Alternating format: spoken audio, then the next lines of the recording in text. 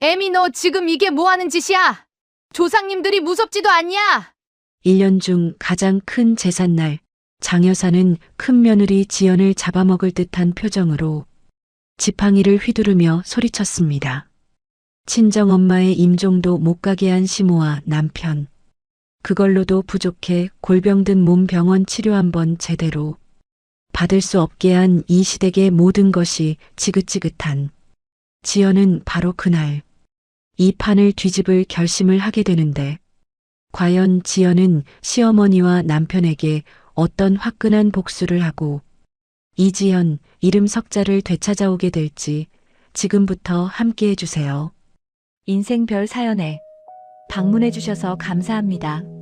사연 시작 전 구독과 좋아요 부탁드리고 지금 어디서 듣고 계신지 댓글로 남겨주시면 행복한 기운이 그곳으로 전해지도록 마음 쓰겠습니다. 그럼 오늘의 이야기 시작하겠습니다.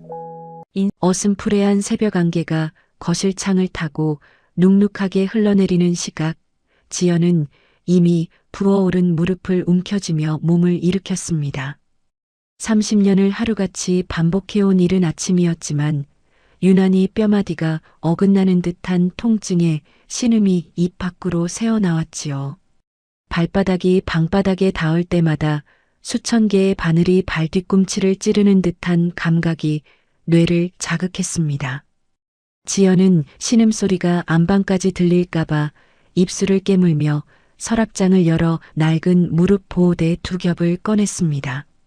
살점을 파고드는 압박감이 오히려 안도감을 주는 그런 지독하고도 처량한 아침이었어요.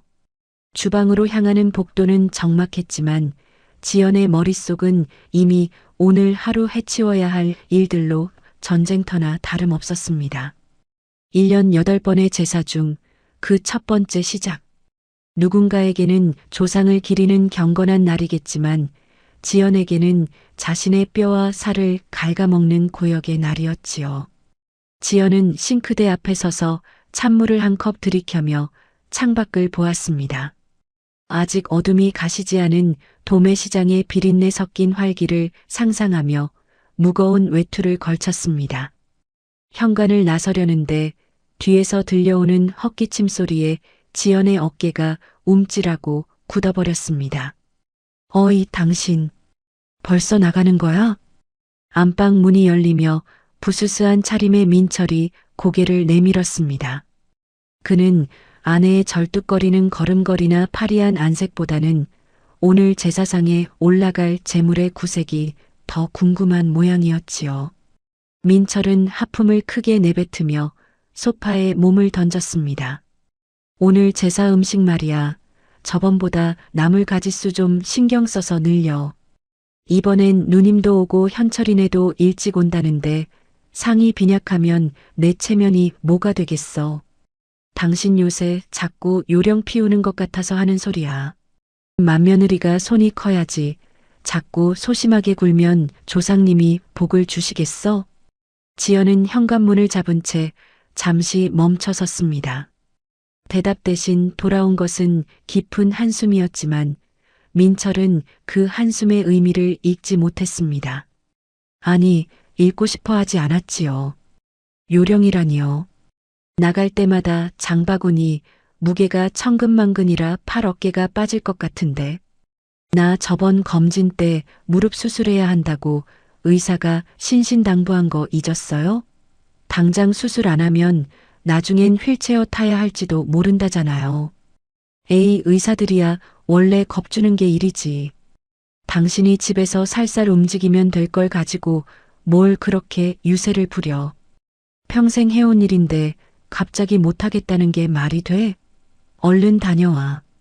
아, 올 때 내 해장국 거리랑 두부 좀 넉넉히 사오고. 민철은 다시 TV 리모컨을 만지작거리며 채널을 돌렸습니다. 지연은 차가운 새벽바람을 맞으며 시장으로 향했습니다. 새벽 시장의 찬 공기는 폐부를 찌르듯 파고들었고 상인들의 억센 외침 소리는 지연의 귓가에서 웅웅거렸습니다. 무거운 배추 상자와 고기 근수를 확인하며 지연은 몇 번이고 주저앉고 싶은 충동을 느꼈지요. 하지만 습관처럼 굳어진 맏며느리라는 멍해가 그녀의 발목을 단단히 붙잡고 있었습니다. 시장 바닥은 전날 내린 비로 축축하고 미끄러웠습니다. 지연은 혹여나 넘어질까봐 온 힘을 다리에 집중하며 까치발을 들듯 걸었습니다. 하지만 계단을 오를 때마다 무릎 연골이 서로 부딪히며 내는 비명소리가 귓전에 선명하게 들리는 것 같았지요. 30년 전 꽃다운 나이에 이 집에 시집와서 처음 제사상을 차릴 때만 해도 지연은 사랑받고 인정받는 며느리가 되고 싶었습니다. 하지만 그 정성은 어느덧 공기처럼 당연한 의무가 되었고 이제는 아무도 고마워하지 않는 투명 인간의 그림자 노동이 되어버렸습니다. 양손에 가득 든 장바구니 무게에 어깨가 아래로 축 처졌습니다. 지연은 아파트 입구 벤치에서 잠시 숨을 고르며 부어오른 손가락 마디를 하나하나 펴보았습니다. 마디마디가 붉게 충혈되어 제대로 펴지지도 않았고 손톱 밑엔 이미 고사리 물이 든 것처럼 거무죽죽했습니다. 집 안으로 들어서자 이미 잠에서 깨어 거실 상석을 점령한 시어머니 장 여사의 쩌렁쩌렁한 목소리가 들려왔습니다. 애미야, 너는 장을 보러 간 거냐? 마시를 간 거냐? 해가 중천인데 언제 나물 삶고 고기 구울래? 제사 정성은 시간이 생명인 것을 요새 늙은 며느리들이 자꾸 게을러져서 큰일이다. 내 저번에 보니 탕국간도 예전만 못하더구나. 장 여사는 소파에 정정하게 앉아 텔레비전 화면을 응시하며 지연을 흘겨보았습니다. 80을 넘긴 나이에도 시어머니의 눈빛은 여전히 지연을 감시하는 매와 같았지요. 지연은 짐을 내려놓을 틈도 없이 주방으로 들어가 앞치마부터 둘렀습니다. 어머니, 물가가 너무 올라서 조금이라도 싼 데 찾느라 늦었어요. 지금 바로 준비할게요. 물가 핑계 대지 마라. 돈 몇 푼 아끼는 것보다 조상님 상에 올릴 물건 실한 게 우선이지. 저기 봐라. 민철이 배고프다고 소파에서 기운 없어 하는 거 안 보이냐? 맏며느리가 제사 준비하느라 남편 밥대 놓치면 그게 무슨 망신이냐? 너는 30년을 가르쳐도 어째 기둥 뒤에서 요령 피울 생각만 하니? 지연은 주방으로 들어가 산더미 같은 나무를 바닥에 쏟아냈습니다. 흙이 묻은 도라지를 하나하나 다듬고 고사리를 삶는 물의 온도를 체크하며 지연은 자신의 속이 타들어 가는 줄도 몰랐지요. 주방은 금세 매캐한 연기와 비린내로 가득 찼습니다. 지연은 연신 기침을 하며 흐르는 땀을 거친 앞치마 소매로 닦아냈습니다. 거실에서는 깔깔거리는 예능 프로그램의 웃음소리가 들려왔지만 주방의 지연에게는 그 소리가 마치 자신의 비참함을 비웃는 환청처럼 들렸습니다. 1시간쯤 지났을까 지연은 나무를 묻히다 말고 다리에 힘이 풀려 주방 바닥에 털썩 주저앉고 말았습니다. 찌릿한 통증이 꼬리뼈를 타고 뇌수까지 전해지는 것 같아 숨이 턱 막혔지요. 지연은 싱크대 모서리를 짚고 겨우 일어나려 애썼지만 무릎은 이미 남의 살인 양말을 듣지 않았습니다. 내 무릎. 낮은 신음소리에 거실에서 신문을 보던 민철이 주방 쪽을 힐끗 보았습니다. 하지만 그의 시선에는 걱정보다는 번거로움이 서려 있었습니다. 당신 또 왜 그래? 아침부터 분위기 깨게. 적당히 좀 해, 적당히. 제사 음식 하다가 병나면 나중에 제사는 누가 지내고 집안일은 누가 하냐고. 당신이 그렇게 약한 소리 하니까 어머니가 더 잔소리 하시는 거 아니야? 민철은 다가오기는커녕 식탁 위에 놓인 물컵을 떠마시고는 다시 거실로 횡하니 나갔습니다. 장 여사 또한 혀를 차며 거실벽이 울리도록 한마디 보탰지요. 애미 너는 정말 문제다. 우리 때는 만삭의 몸으로도 제사상 떡 벌어지게 차리고 뒤처리까지 혼자 다 했어. 요즘 며느리들은 나이 좀 먹었다고 유세가 하늘을 찌르는구나. 30년 했으면 몸이 알아서 움직여야지. 그게 어디 아플 일이냐? 지연은 차가운 타일 바닥에 손바닥을 얹은 채 고개를 깊숙이 숙였습니다. 시야가 흐릿해지며 뜨거운 눈물 한 방울이 잘 묻혀진 도라지 나물 위로 떨어졌습니다. 30년. 청춘을 다 바쳐 이 집안의 성씨를 가진 조상들을 대접해왔건만 정작 살아있는 자신을 걱정해주는 사람은 단 한 명도 없었습니다.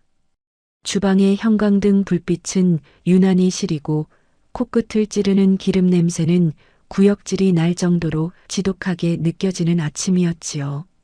지연은 떨리는 손으로 무릎 보호대를 더 단단히 조여맸습니다. 살점이 짓눌려 피가 통하지 않을 정도였지만 그래야만 쓰러지지 않고 이 지옥 같은 노동을 끝낼 수 있을 것 같았습니다. 도마 위의 칼질 소리가 평소보다 거칠고 날카롭게 주방을 울렸습니다. 장 여사는 그 소리가 무엇을 의미하는지, 지연의 가슴 속에서 무엇이 썩어 문드러지고 있는지 전혀 모른 채 그저 제사상에 올라갈 밤이 예쁘게 깎이지 않았다며 혀를 차는 소리만 이어갔습니다. 지연의 가슴 속 깊은 곳에서 아주 작지만 선명한 균열이 생기기 시작한 것은 바로 그 순간이었습니다. 참는 것이 미덕이고 견디는 것이 맏며느리의 숙명이라 믿어왔던 30년의 둑이 터지기 직전의 전조 증상이었지요. 지연은 이를 악물었습니다.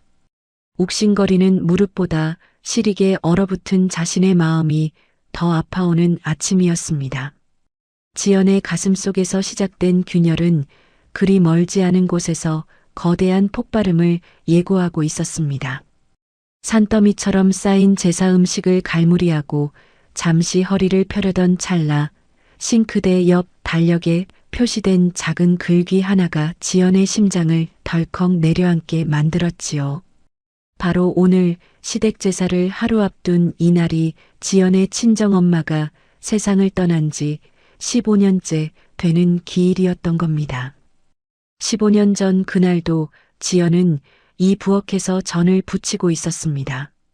임종을 지키러 오라는 동생의 절규 섞인 전화를 받았을 때도 시어머니 장 여사는 제사 전날 어디 안주인이 부정을 타게 시체 곁을 가느냐며 지연의 알치마 자락을 붙들고 놓아주지 않았지요. 결국 엄마의 마지막 가는 길조차 지키지 못했던 지연은 그날 이후로 단 하루도 마음 편히 잠들어 본 적이 없었습니다. 시댁 제사 날짜는 귀신같이 챙기면서도 정작 자신을 낳아준 엄마의 기일은 늘 부엌대기 신세로 눈물 섞인 국밥 한 그릇 제대로 올리지 못하고 지나쳐왔던 세월이었어요. 지연은 떨리는 손으로 핸드폰을 쥐었습니다. 이번만큼은 이 지긋지긋한 굴레 속에서 이번 한 번만큼은 엄마 산소에 가서 꽃 한 송이라도 올리고 싶다는 간절함이 무릎의 통증보다 더 뜨겁게 차올랐지요. 지연은 거실 소파에 앉아 이쑤시개로 밤을 집어먹고 있는 민철에게 다가갔습니다. 목소리는 파르르 떨리고 있었습니다. 당신, 잠깐 내 말 좀 들어봐요. 오늘이 우리 엄마 기일인 거 알고 있죠? 민철은 화면에서 눈을 떼지 않은 채 건성으로 대답했습니다.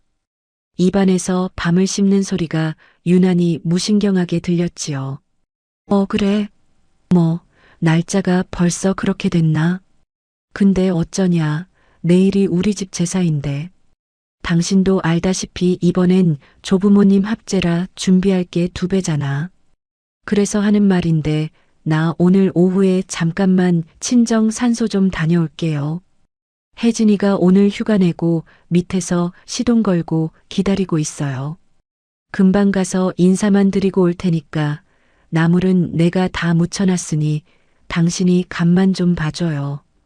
이 집안의 외동딸인 혜진은 엄마의 고통을 가장 가까이서 지켜보며 자라왔어요.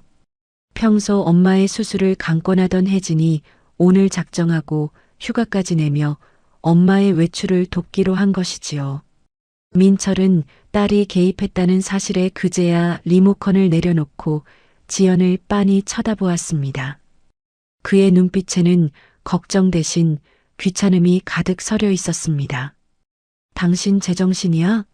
내일 우리 집 조상님들 모시는 큰 제사가 있는데 맏며느리가 집을 비우고 산소를 가겠다고? 죽은 장모가 밥 먹여줘? 산 사람은 살아야지. 조상님 노하시면 우리 집안 풍비박산. 나는 거 몰라서 그래. 혜진이 그 녀석은 또 왜 그래? 엄마가 바쁜 날이면 와서 거들 생각은 안 하고 어딜 데려가겠다는 거야? 걔가 요새 당신 부추겨서 자꾸 이상한 바람 넣는 거 아니야? 지연은 가슴이 꽉 막히는 기분이 들었습니다. 30년을 함께 산 남편의 입에서 나온 말이 고작 죽은 장모가 밥 먹여주냐는 소리라니 영혼이 갈기갈기 찢어지는 기분이었지요. 풍비박산이라니요. 나 15년 동안 우리 엄마 기일 한 번도 제대로 못 챙겼어요. 엄마 가시는 길도 못 지킨 불효녀가 산소에 풀 한 포기 뽑아준 적이 없다고요. 나도 자식인데 어떻게 사람 도리를 이렇게까지 안 하고 살아요? 당신은 장모님 돌아가셨을 때 상주 노릇도 제대로 안 했으면서 어떻게 그런 말을 해요? 그때 안방에서 대화를 엿듣고 있던 장 여사가 문을 휑하니 열고 나왔습니다. 장 여사의 얼굴은 마치 큰 불충이라도 저지른 대역죄인을 보듯 험악하게 일그러져 있었지요. 아이고, 저게 무슨 망측한 소리냐?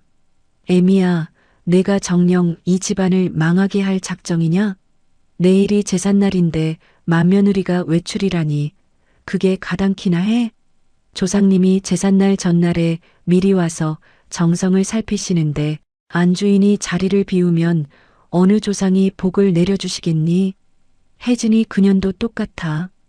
지 어미를 닮아서 어디서 집안 어른 무시하고 밖으로 돌 생각만 하니? 장 여사는 거실 바닥을 지팡이로 쾅쾅 내리치며 호통을 쳤습니다. 시어머니에게 며느리의 친정엄마는 그저 제사 준비에 방해되는 죽은 귀신일 뿐이었지요. 어머니, 저 30년 동안 이 집 제사만 200번 넘게 지냈어요. 제 무릎 연골이 다 닳아서 물이 찰 정도로 일했어요.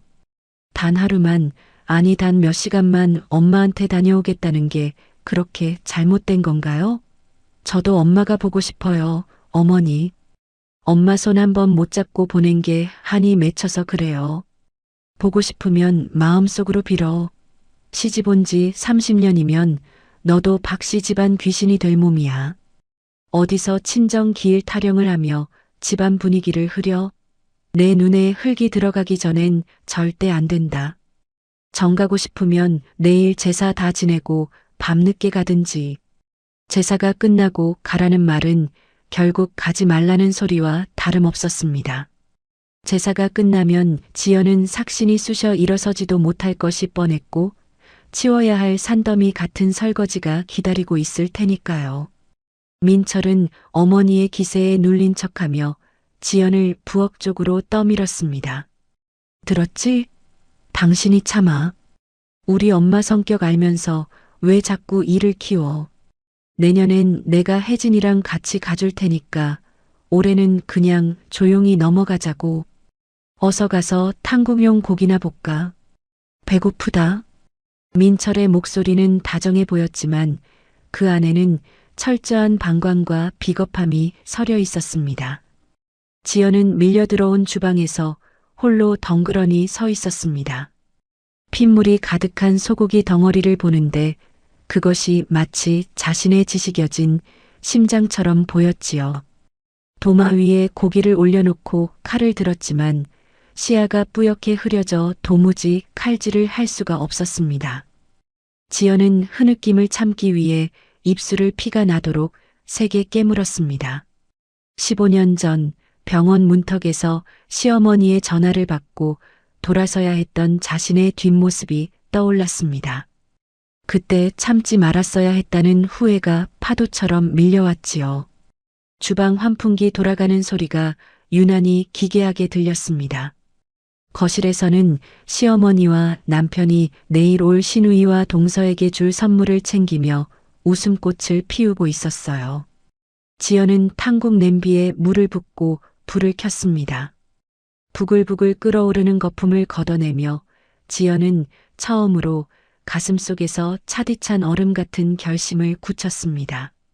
이제껏 참아온 30년이 화약고라면 오늘 엄마를 모독당한 이 순간은 불씨가 되었습니다. 엄마, 미안해. 근데 나 이제 더는 이렇게 못 살겠어.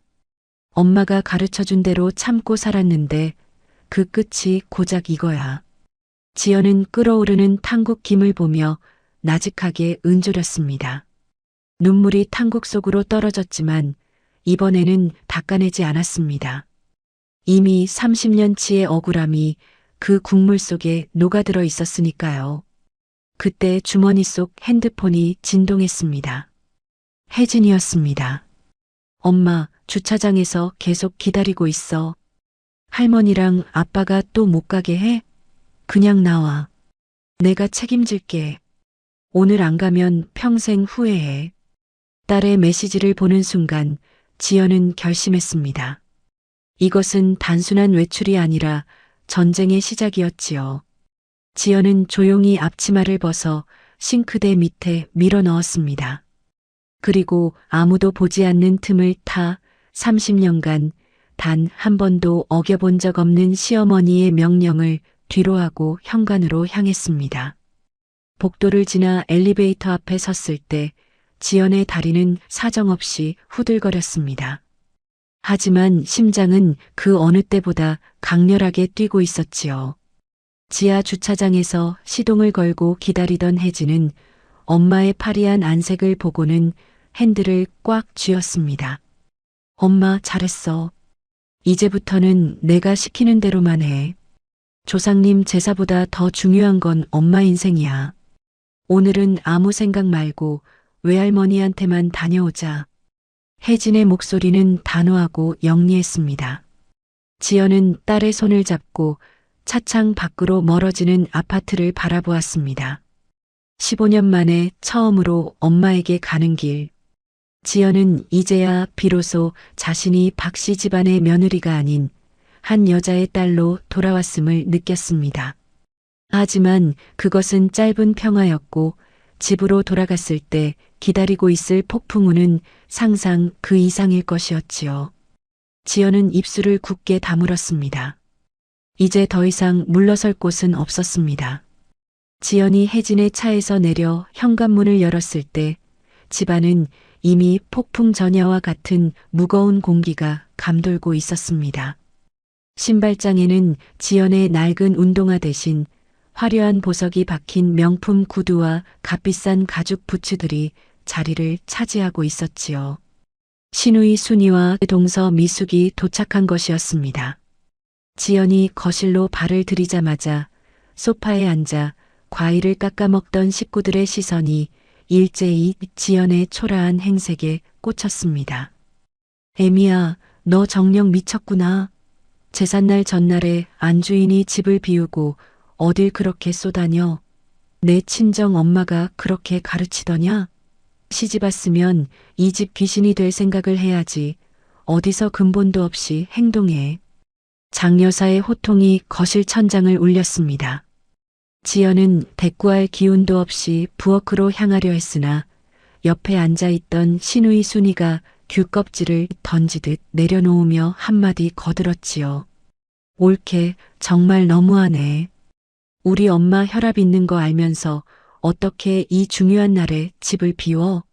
나랑 동서는 옳게 올 때까지 손 하나 까딱 못하고 기다렸잖아.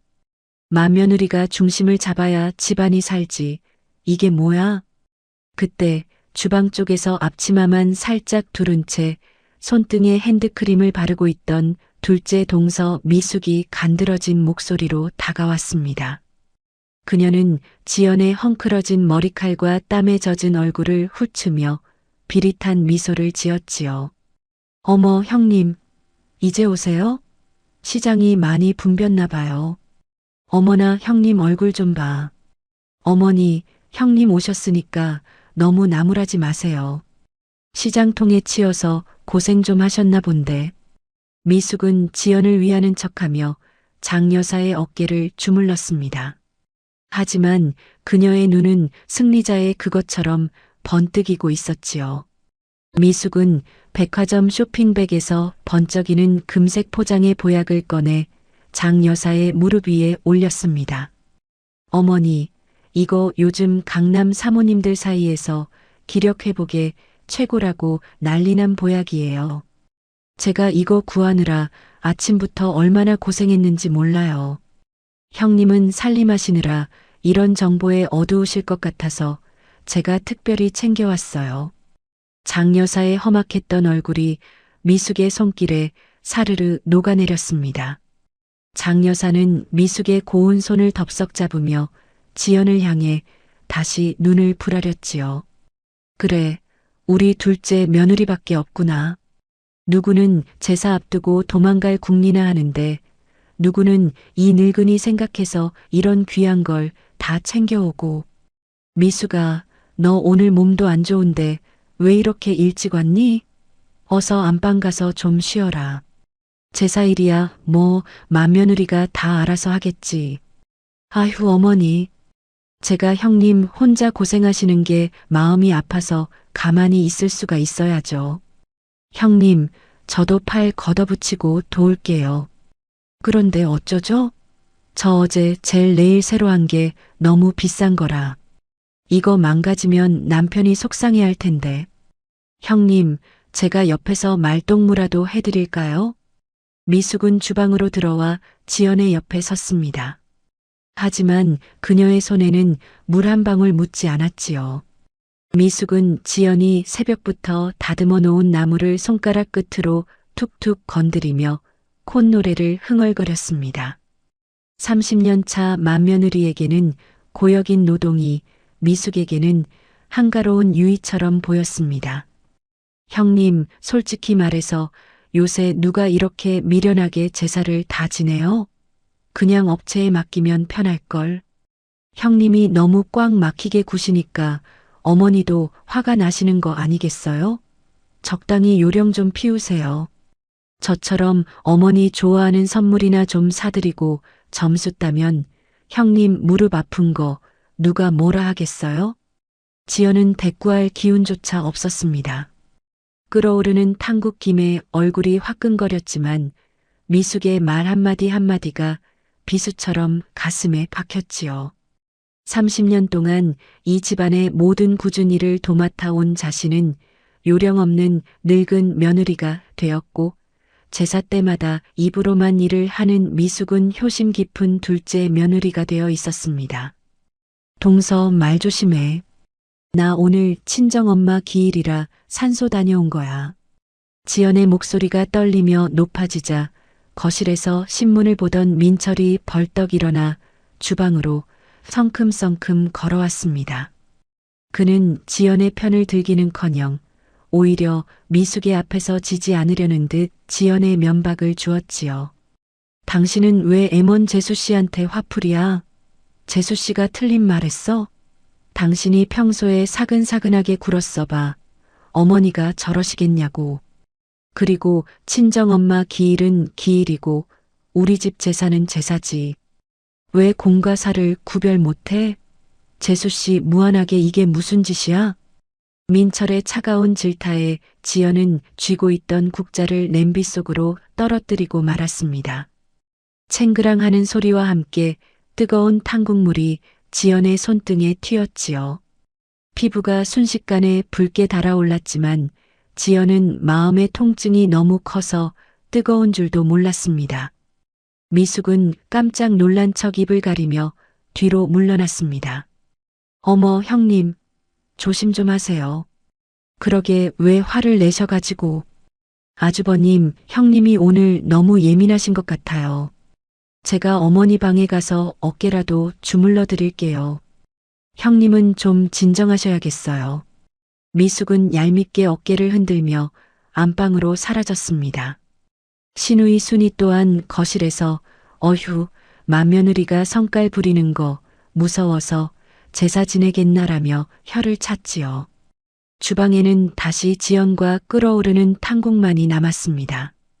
지연은 붉게 달아오른 손등을 찬물에 씻어내며 싱크대에 비친 자신의 얼굴을 보았습니다. 헝클어진 머리, 기름때 묻은 앞치마, 그리고 눈물이 그렁그렁한 눈. 30년 동안 지켜온 자부심이 미숙의 가벼운 아부와 남편의 무심함 속에 처참하게 부서져 내리고 있었습니다. 맏며느리라는 이름의 수의를 입고 30년을 버텨온 보상이 고작 이런 멸시와 차별뿐이라는 사실이 지연의 뼛속까지 시리게 만들었지요. 지연은 찬물에 손을 담근 채 고개를 숙였습니다. 방 안에서는 장 여사와 미숙, 그리고 순이의 웃음소리가 끊이지 않았습니다. 어머니, 이 스카프 너무 잘 어울리세요. 하는 미숙의 간드러진 목소리가 거실을 지나 주방까지 비릿하게 흘러들어왔지요. 지연은 바닥을 짚고 다시 일어섰습니다. 무릎에서 우두둑 소리가 났지만 이제 신체적인 통증은 느껴지지 않았습니다. 오직 차디찬 증오와 냉소만이 가슴을 가득 채웠을 뿐이었지요. 그래, 오늘이 너희들 마음껏 웃을 수 있는 마지막 날이다. 지연은 소리 내지 않고 입모양으로만 은조렸습니다. 주머니 속에서 혜진의 문자가 다시 진동했습니다. 엄마, 아빠랑 할머니가 하는 말 다 무시해. 내가 변호사 친구랑 청구서, 항목 다 정리했어. 내일 아침이면 다 끝날 거야. 지연은 핸드폰을 앞치마 주머니 깊숙이 넣었습니다.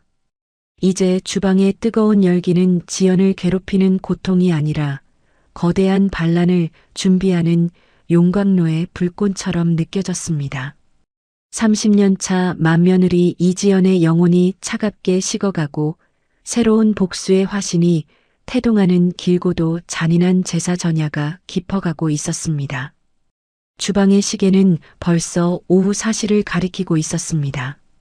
환풍기 소리는 귀청을 때리는 소음으로 변했고 사방에서 올라오는 기름 냄새는 지연의 숨통을 조여왔지요.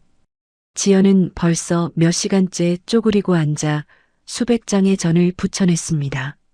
무릎은 이미 감각이 마비된 지 오래였고 허리는 누가 망치로 때리는 듯한 둔탁한 통증이 끊임없이 밀려왔습니다. 지연이 전을 뒤집기 위해 잠시 몸을 뒤척이는 순간 무릎에서 툭 하는 기괴한 소리와 함께 찢어지는 듯한 고통이 전신을 강타했습니다. 아! 지연은 짧은 비명과 함께 바닥으로 쓰러졌습니다. 들고 있던 뒤집개가 기름솥 위로 떨어지며 뜨거운 기름이 지연의 팔뚝 위로 튀었지요. 하지만 지연은 팔의 화상보다 무릎의 통증이 너무 커서 비명조차 제대로 지르지 못한 채 바닥을 긁었습니다.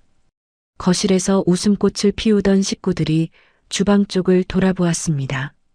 하지만 달려오는 사람은 아무도 없었지요. 애미야, 너는 전 부치다 말고 왜 거기 누워 있느냐? 기름 튀는 소리에 조상님 놀라시겠다. 장 여사는 소파에서 엉덩이도 떼지 않은 채 짜증 섞인 호통부터 내뱉었습니다. 지연은 눈앞이 하얗게 전멸하는 와중에도 싱크대 다리를 붙잡고 일어나려 애썼습니다. 그때 안방에서 낮잠을 자고 일어난 둘째 며느리 미숙이 기지개를 켜며 나타났지요. 어머, 형님, 왜 바닥에 누워 계세요? 그러게 제가 적당히 하시라니까요. 어머니, 형님 혈압 있으신 거 아니에요? 제사가 사람 잡겠네.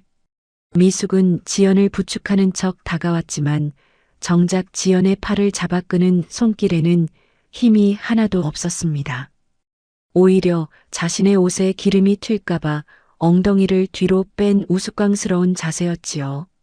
장 여사는 미숙이 다가가자 그제야 몸을 일으켜 주방 입구까지 걸어왔습니다.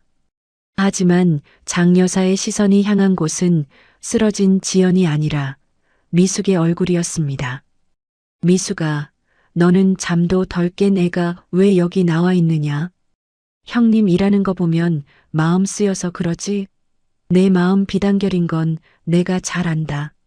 애미야, 너는 동서복이 부끄럽지도 않느냐?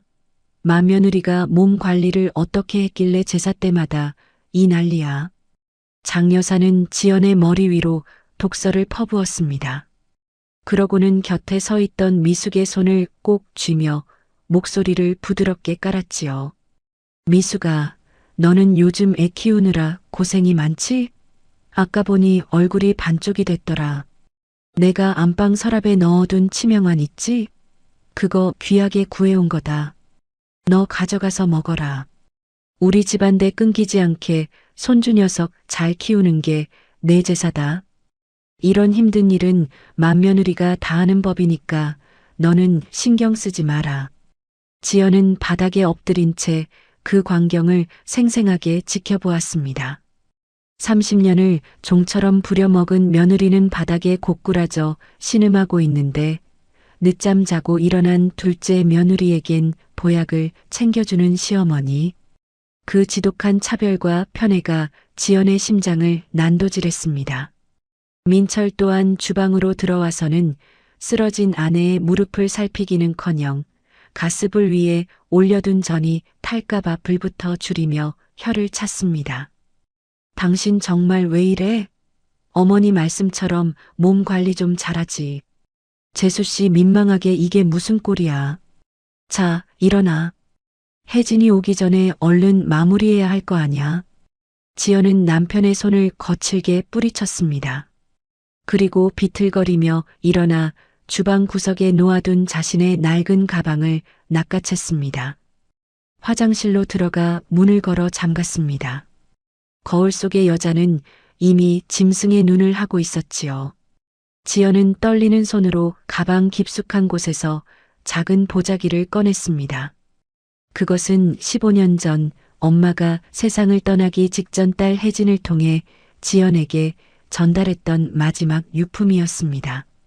보자기를 풀자 낡고 해진 무릎 보호대 한 쌍과 삐뚤삐뚤한 글씨가 적힌 누런 봉투가 나타났습니다. 지연은 떨리는 손으로 편지를 읽어 내려갔습니다. 지연아, 내 딸아. 시댁 가서 참고 살라는 말, 엄마가 미안하다. 내 무릎 아픈 거 엄마는 다 안다. 남의 집 제사 차리느라 내 몸 부서지는 줄도 모르고 살까봐 엄마가 밤마다 울었다. 이 돈은 엄마가 시장에서 콩나물 팔아 모은 거다. 누구 주지 말고 내 무릎 수술하는데 꼭 써라. 지연아, 이제 그만 참고 내 인생 살아라. 편지 봉투 안에는 꼬깃꼬깃 접힌 10,000원짜리 뭉치와 엄마의 땀 냄새가 배어 있었습니다. 지연은 엄마의 무릎 보호대를 가슴에 안고 화장실 바닥에 주저앉아 소리 없는 통곡을 내뱉었습니다. 15년 전 시어머니의 서슬 퍼런 기세에 눌려 엄마의 임종을 지키지 못했던 날의 죄책감이 해일처럼 밀려왔지요.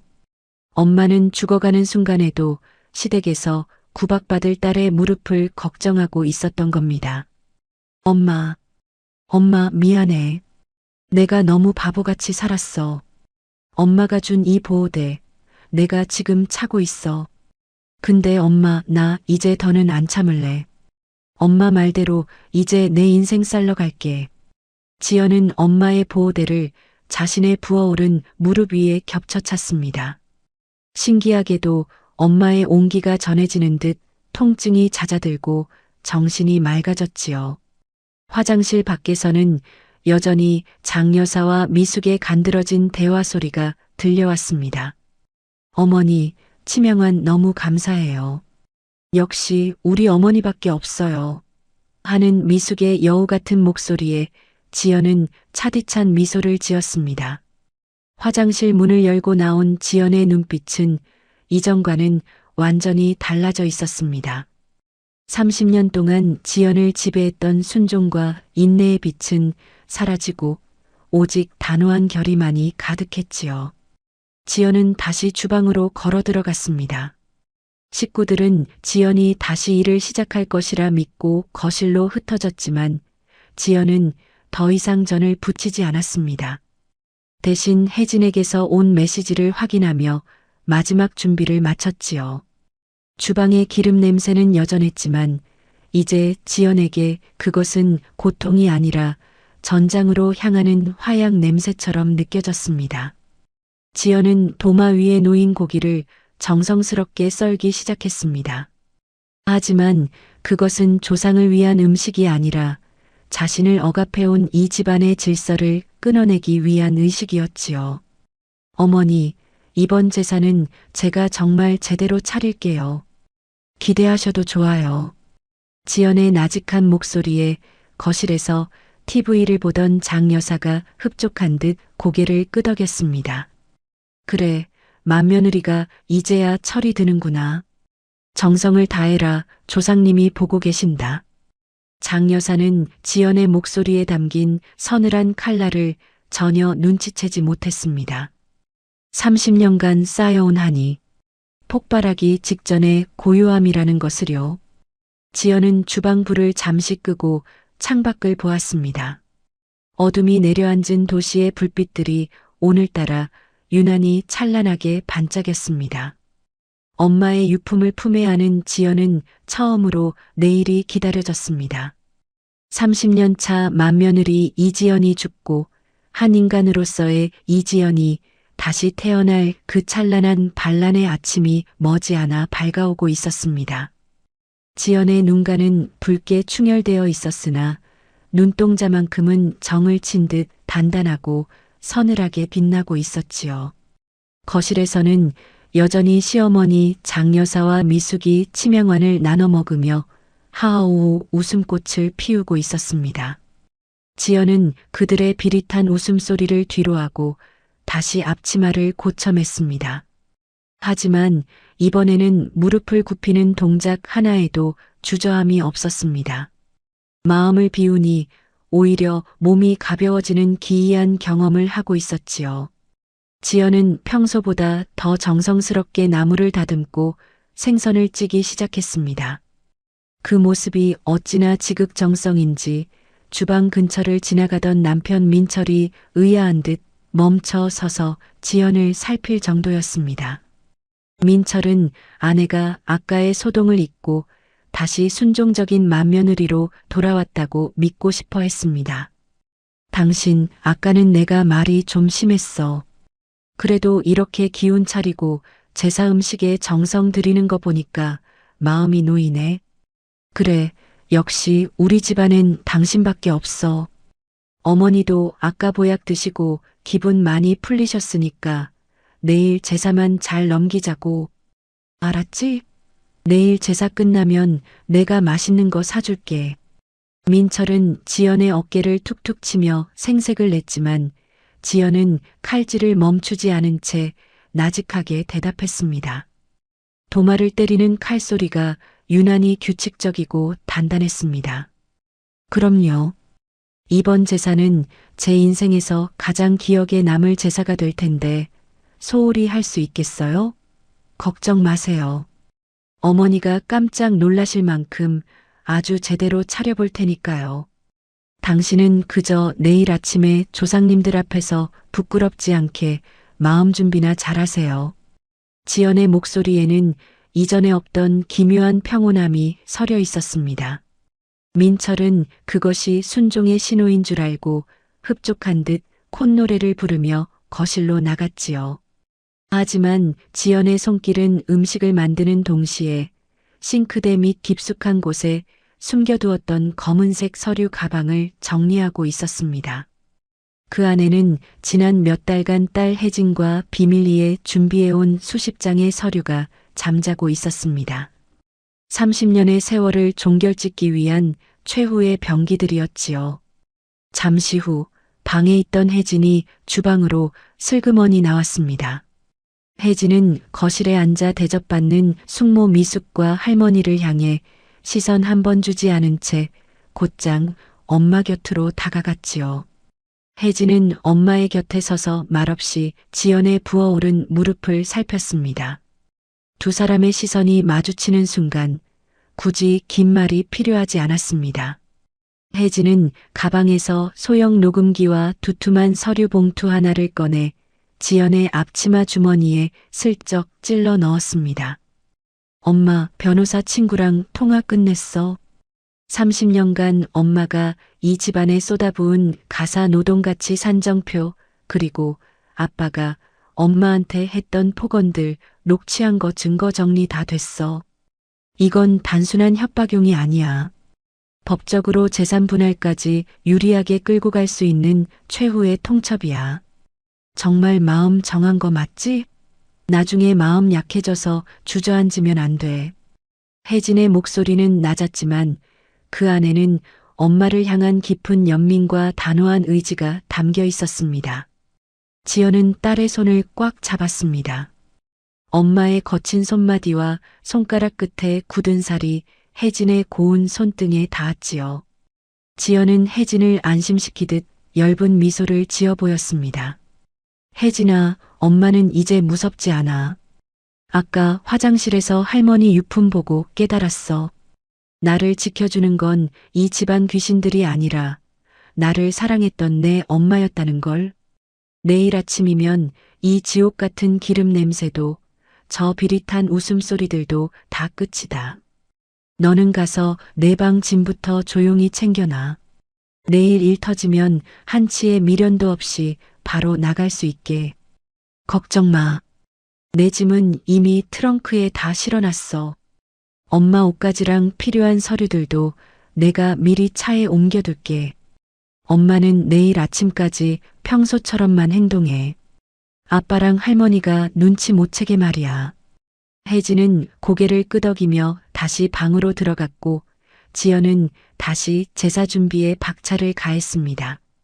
하지만 지연이 준비하는 것은 음식이 전부가 아니었습니다. 지연은 식구들이 잠든 늦은 밤 거실로 조용히 기어나와 장여사의 가계부와 민철의 통장 내역 그리고 그간 자신을 무시하며 내뱉었던 말들이 기록된 수첩들을 하나하나 사진으로 찍어 남겼습니다. 30년의 세월 동안 지연이 당해온 부당한 대우들이 기록되는 순간이었지요. 카메라 셔터 소리가 들릴까봐 숨을 죽이며 손을 떨었지만 지연의 심장만큼은 그 어느 때보다 뜨겁게 요동치고 있었습니다. 자정이 넘은 시각, 지연은 자신의 옷가지 몇 벌과 엄마의 유품인 무릎 보호대를 작은 배낭에 정성스럽게 담았습니다. 30년의 삶을 정리하는 데는 커다란 이삿짐 트럭도 필요하지 않았습니다. 오로지 자신의 영혼을 담은 이 작은 배낭 하나면 충분했지요. 지연은 배낭을 세탁실 구석, 세탁기 뒤편 깊숙한 곳에 숨겨두었습니다. 내일 제사가 시작되기 전 가장 먼저 챙겨야 할 탈출의 상징이었습니다. 배낭을 내려놓는 순간 지연의 어깨를 짓누르던 30년의 무게가 아주 조금은 가벼워진 기분이 들었습니다. 다시 주방으로 돌아온 지연은 내일 제사상에 올릴 나물들을 용기에 담으며 차갑게 식어가는 거실을 바라보았습니다. 거실 소파에는 민철이 술에 취해 코를 골며 자고 있었고 안방에서는 장 여사의 규칙적인 갈에 섞인 숨소리가 들려왔지요. 그들은 내일 자신들이 맞이할 천둥번개를 꿈에도 모른 채 평온하게 잠들어 있었습니다.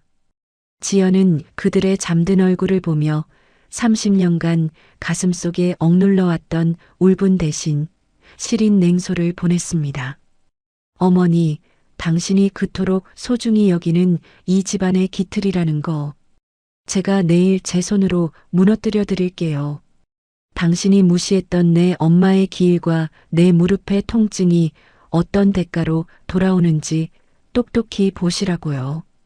당신 아들이 얼마나 비겁한 인간인지도 내일이면 온 세상이 알게 될 거예요. 지연은 마지막으로 혜진과 예약 문자를 설정했습니다. 제사 당일 온 가족이 제사상 앞에 모여 지연을 찾을 그 결정적인 순간에 맞춰 발송될 문자였습니다.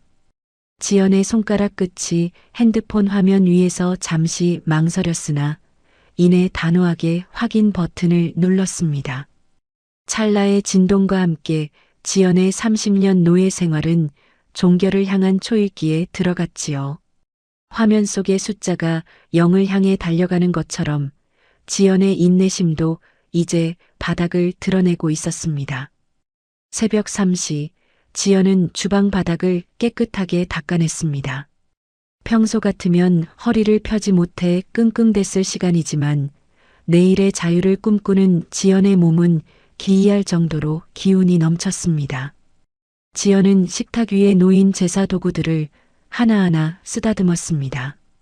이 무거운 녹그릇들, 지독한 향 냄새, 그리고 굴욕의 상징이었던 앞치마, 이 모든 것들과 작별할 시간이 머지 않았습니다.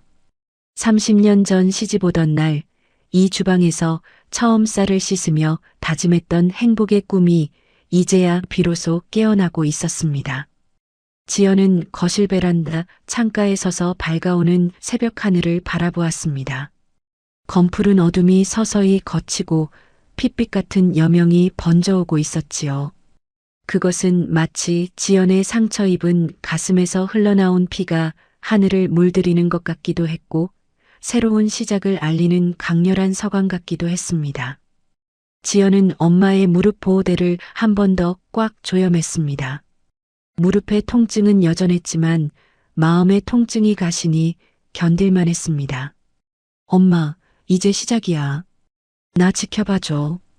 엄마가 못다 이룬 삶까지 내가 다 살고 올게. 저 바다 건너 아름다운 곳까지 엄마랑 같이 간다고 생각할게. 지연의 나직한 다짐이 적막한 거실을 채웠습니다. 30년 차 맏며느리 이지연이 준비한 마지막 제사는 이제 단순히 음식을 올리는 의식이 아니었습니다. 그것은 자신을 억압해온 거대한 가부장제의 성벽을 무너뜨릴 정교한 폭탄을 설치하는 과정이었지요. 지연은 주방 불을 끄고 소리 없이 자신의 방으로 들어갔습니다. 내일 아침 온 집안을 뒤흔들 반란의 서막이 오르기 전 마지막 고요가 흐르고 있었습니다. 지연은 침대에 눕지 않았습니다. 대신 옷을 갈아입고 혜진과 약속한 시간을 기다리며 어둠 속에서 조용히 숨을 골랐습니다. 동이 트기도 전인 새벽 4시, 지연은 30년 동안 자신의 몸 일부 같았던 앞치마를 식탁 의자에 허물처럼 벗어 던졌습니다.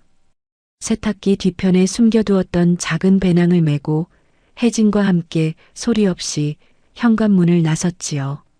등 뒤로 들리는 띠리릭 도어락 잠기는 소리는 지연에게 지난 30년 노예 생활의 사슬이 끊어지는 해방의 종소리와도 같았습니다. 지연이 떠난 집안은 지독한 정적만이 감돌았고 거실에서 코를 골며 자는 민철과 안방의 장 여사는 자신들의 성벽이 무너지고 있음을 꿈에도 모른 채 단잠에 빠져 있었습니다. 평소 같으면 오전 7시부터 지연이 고기를 볶고 나무를 묻히는 소리에 온 집안이 활기를 띠었겠지만 오늘 아침은 기이할 정도로 고요했습니다. 제일 먼저 잠에서 깬 장 여사는 습관처럼 안방 문을 열며 호통부터 내뱉었지요. 애미야, 지금이 몇 시인데 아직 불도 안 켰느냐? 오늘 제삿날인 거 잊었어? 어서 물 올리고 내 아침상부터 내와라. 장 여사는 주방 쪽을 향해 소리쳤으나 돌아오는 것은 서늘한 정적뿐이었습니다. 지팡이를 짚고 거실로 나온 장 여사는 텅 빈 주방을 보고 눈을 의심했습니다. 싱크대는 물기 하나 없이 깨끗하게 닦여 있었고 어제까지만 해도 냉장고를 가득 채웠어야 할 재물들은 흔적도 없었지요. 가스레인지 위에는 냄비 하나 올려져 있지 않았고 식탁 위에는 지연이 남긴 짤막한 메모 한 장만이 덩그러니 놓여 있었습니다. 오늘 제사는 각자 알아서 차리세요. 저는 제 인생 찾으러 나갑니다. 장 여사는 메모를 읽자마자 뒷목을 잡으며 소파로 쓰러지듯 주저앉았습니다. 그녀의 비명 섞인 외침에 속옷 차림의 민철이 부스스한 얼굴로 튀어나왔지요. 어머니, 왜 그러세요? 당신, 여보, 이지연 어디 있어? 민철은 화장실 문을 발로 차고 다용도실까지 뒤졌으나 지연의 흔적은 없었습니다. 혜진의 방 역시 침대가 깨끗하게 정리된 채 비어 있었지요.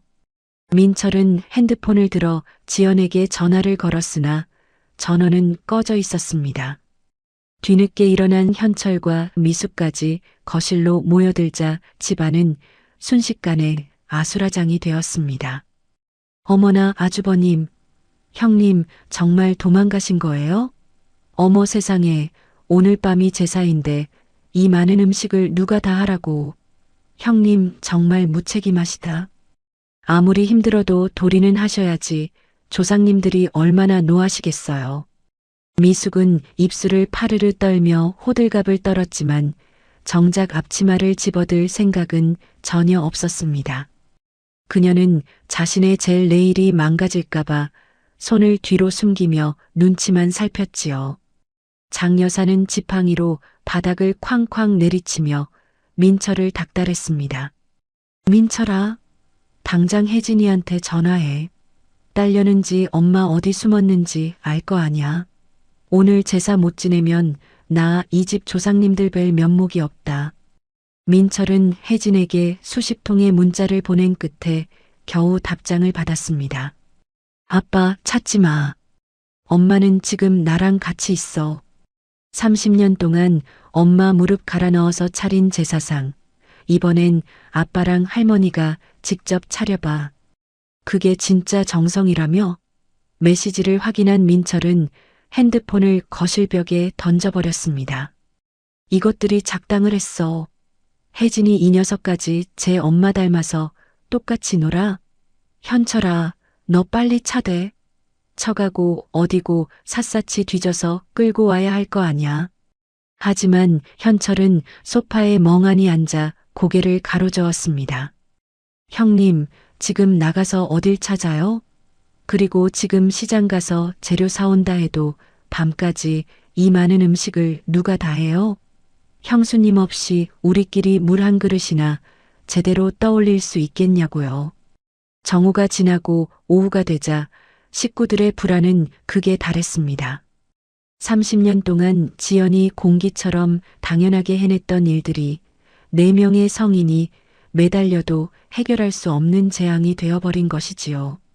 민철은 생전 처음으로 쌀통을 열어보았으나 쌀 씻는 법조차 서툴렀고 미숙은 나물 다듬는 법을 몰라 도라지를 통째로 쓰레기통에 버리고 말았습니다. 장 여사는 주방 입구에서 어이구, 내 팔자야. 조상님들 굶기게 생겼네. 라며 곡소리를 냈지요. 오후 4시 시누이 순이가 제사 준비를 돕겠다며 위풍당당하게 들어왔습니다. 평소 같으면 지연에게 옳게 간이 왜 이래? 라며 타박을 줬을 그녀였지만 텅 빈 주방을 보는 순간 얼굴이 하얗게 질려버렸습니다. 엄마, 이게 다 뭐야? 올케는 어디 가고 주방이 왜 이 모양이야? 나 배고파 죽겠는데 밥도 안 해놨어? 오빠, 올케가 정말 가출한 거야? 순이의 질문에 민철은 대답 대신 거친 숨만 몰아쉬었습니다. 식구들은 배고픔과 분노, 그리고 난생 처음 겪는 막막함 속에 서로를 비난하기 시작했습니다. 당신이 평소에 잘했으면 이랬겠어? 재수 씨는 왜 손도 까딱 안 해? 어머니가 너무 몰아세우신 거 아니에요? 거실은 금세 고함과 눈물로 아수라장이 되었지요. 해가 뉘엿뉘엿 지고 어둠이 깔리기 시작하자 박씨 집안에는 공포가 내려앉았습니다. 자정은 다가오는데 제사상은커녕 탕국 냄새조차 나지 않는 집안. 장 여사는 거실 한복판에 돗자리를 펴고 앉아 조상님들께 빌기 시작했습니다. 하지만 그것은 반성이 아니라 며느리에 대한 저주에 가까웠지요. 조상님들, 저 며느리년이 우리 집안을 망치려고 작정을 했습니다. 귀신이 씌어도 단단히 씌었지 어떻게 제삿날 도망을 가요. 민철아, 12시 다 돼간다. 시장 마트 가서 완제품이라도 사와. 조상님들 굶기면 우리 다 죽는다. 민철과 현철은 허겁지겁 동네 마트로 달려갔으나 명절도 아닌 평일에 제사 음식을 완제품으로 파는 곳은 없었습니다. 그들이 양손에 들고 온 것은 고작 편의점 육포와 캔 맥주, 그리고 식어 빠진 편의점 도시락 몇 개뿐이었지요. 이를 본 장 여사는 거품을 물며 소리를 질렀습니다. 이걸 제사상에 올린단 말이냐? 내가 차라리 혀를 깨물고 죽지. 이런 망신이 어디 있어. 밤 11시 30분. 제사 시간인 자정을 불과 30분 앞두고 집안의 긴장감은 폭발 직전이었습니다. 배고픔에 지친 시누이 순이는 바닥에 주저앉아 울고 있었고 민철은 술병을 쥔 채 멍하니 천장만 바라봤지요. 그때였습니다. 굳게 잠겨있던 현관문의 도어락 소리가 정적을 깨고 울려 퍼졌습니다. 띠리릭, 띠리릭, 띠리릭. 식구들의 시선이 일제히 현관으로 쏠렸습니다. 문이 열리고 들어선 사람은 다름 아닌 지연이었습니다. 하지만 어제의 초라하고 굽은 어깨의 지연이 아니었지요. 깔끔한 정장 차림에 허리를 꼿꼿이 세운 지연 뒤로 혜진이 커다란 박스들을 카트에 실어 밀고 들어왔습니다. 지연의 손에는 두툼한 서류 봉투 하나가 들려 있었고 그녀의 입가에는 30년 만에 처음 보는 서늘하고도 우아한 미소가 걸려 있었습니다. 어머, 다들 모여 계셨네요? 제사 준비는 다들 잘하셨나요? 상이 너무 빈약해서 제가 좀 챙겨왔는데. 지연의 목소리는 평온했지만 그 안에는 거대한 폭풍을 담은 서늘함이 서려 있었습니다. 장 여사는 지연을 보자마자 지팡이를 휘두르며 소리를 질렀지요.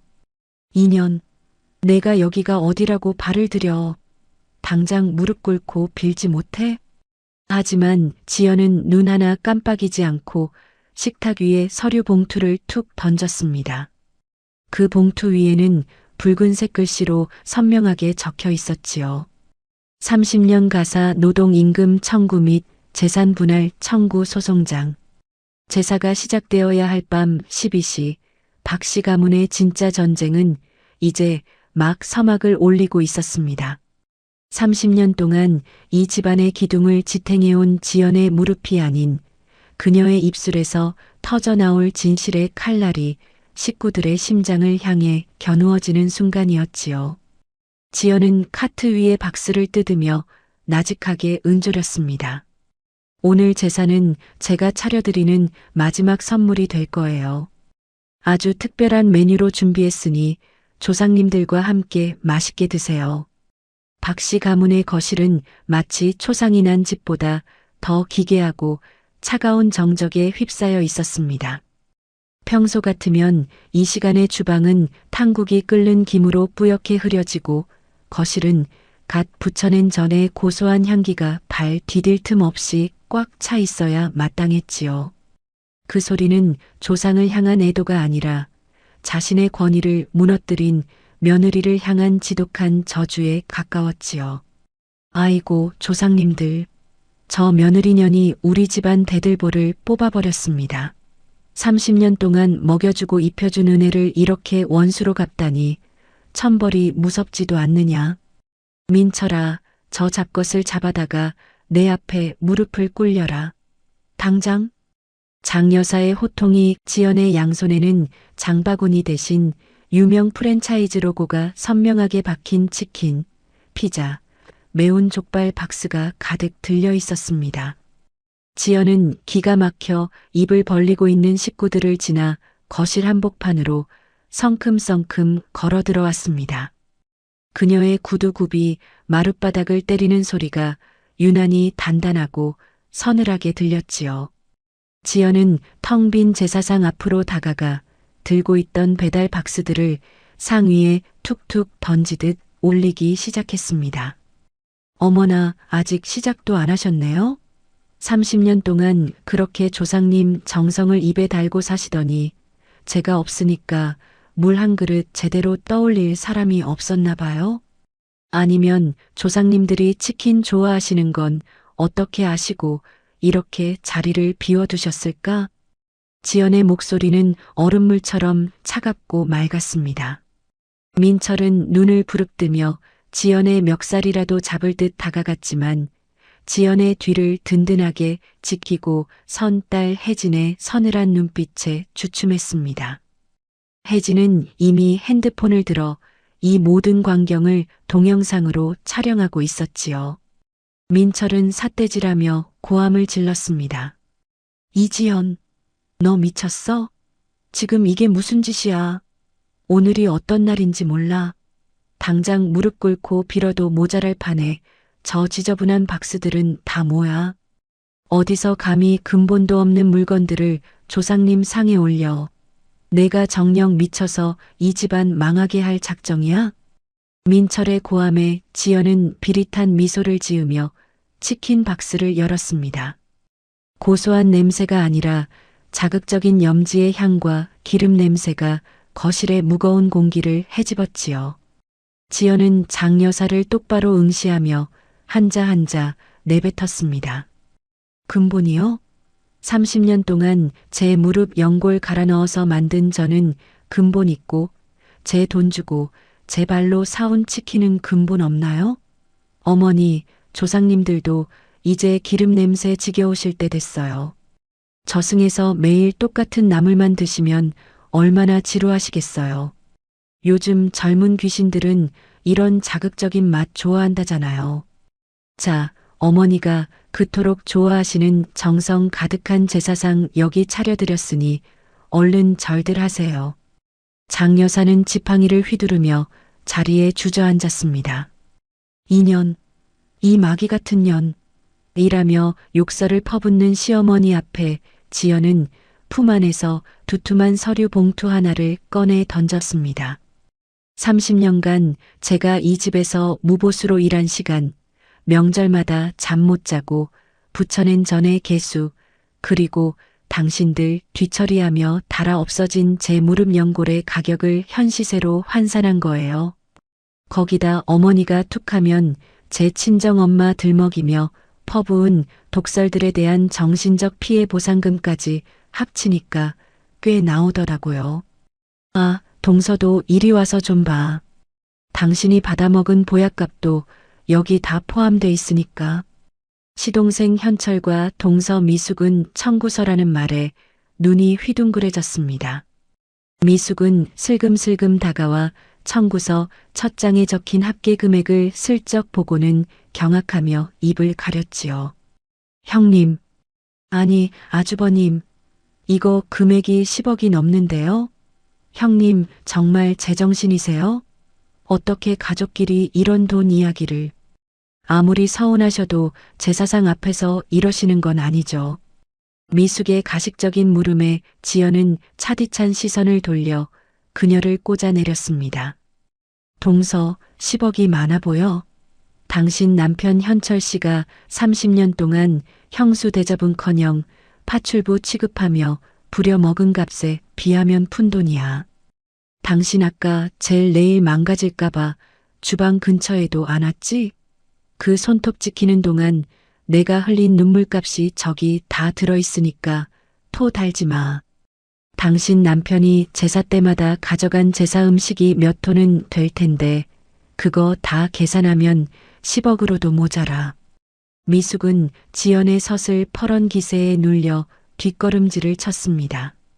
민철은 청구서를 낚아채 갈기갈기 찢으려 했으나 혜진이 차갑게 덧붙였지요. 아빠, 그거 찢어봤자 소용없어. 이미 법원에 소장 접수했고 아빠 회사랑 할머니 계좌에도 가압류 신청 들어갈 거야. 30년 동안 엄마를 가스라이팅하고 노동 착취한 데가 법대로 따져보자고. 우리 엄마 무릎이 소모품인 줄 알았어?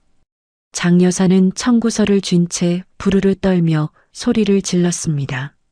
조상님이 노하신다. 제삿날 이런 망측한 짓을 하고도 내가 온전할 줄 아느냐. 당장 저 잡것들을 치우지 못해. 내가 널 이 집에 들인 게 내 인생 최대의 실수였다. 지연은 장 여사의 발치에 놓인 제사 돗자리를 발로 툭 걷어차며 응수했습니다. 실수는 제가 했죠.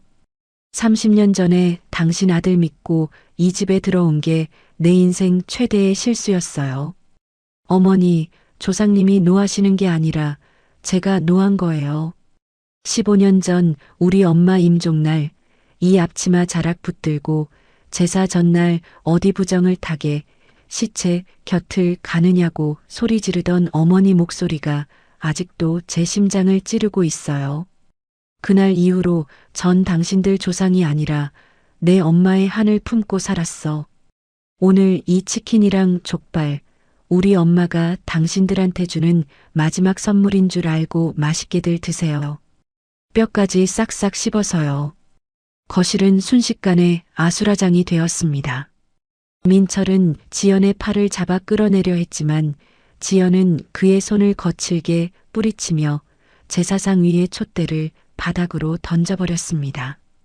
촛대가 바닥에 부딪히며 내는 날카로운 파열음은 박씨 가문의 30년 가부장적 권위가 학살나는 소리와도 같았지요. 어머니, 그리고 당신. 오늘 밤 12시 정각에 조상님들이 오시면 꼭 전해드리세요. 이제 며느리라는 무상 서비스는 종료됐다고.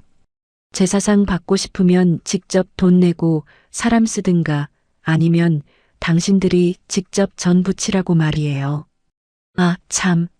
30년 동안 공짜로 대접받으신 조상님들께도 이 청구서 꼭 보여드리세요. 젖은 가서라도 갚으셔야 할 테니까. 제가 죽어서 가서라도 다 받아낼 거거든요. 지연은 어안이 벙벙해진 식구들을 뒤로하고 혜진과 함께 당당하게 현관으로 향했습니다. 배달음식 냄새가 진동하는 거실에는 장여사의 실성한 듯한 비명과 민철의 절규만이 남았지요. 지연은 문을 닫기 전 마지막으로 거실을 돌아보며 나직하게 의조렸습니다. 제사는 정성이라면서요? 그 정성, 이제 당신들이 몸소 실천해 보세요. 30년치 한꺼번에요. 탕국 끓이는 법 모르면 혜진이 유튜브에 검색해 보든가. 현관문을 나서려던 지연의 발걸음을 붙잡은 것은 시어머니 장여사의 찢어지는 듯한 비명이었습니다. 장여사는 바닥에 흩어진 청구서를 지팡이로 내리치며 마치 악기라도 본 듯 지연을 향해 손가락질을 해댔지요.